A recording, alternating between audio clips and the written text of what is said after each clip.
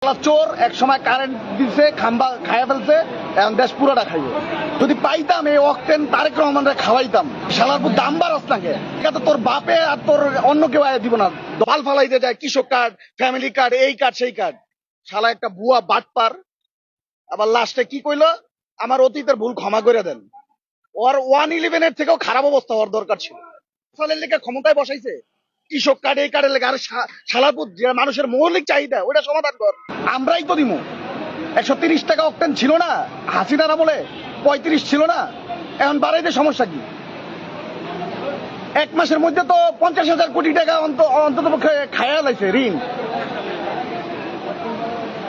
বাদ বাকিটা তো আল্লাহই জানে। আর মায়ের ওই যে হাদি কয়ে গেছে না, সংসদে ঢুকা পিটাইবো, সংসদেও যাওয়া লাগবো না, এটি মরবো রাস্তাঘাটে পড়ে।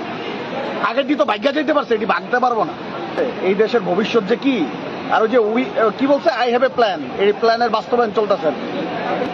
ও শালা চোর এক সময় কারেন্ট দিছে, খাম্বা খাইয়া ফেলছে, এখন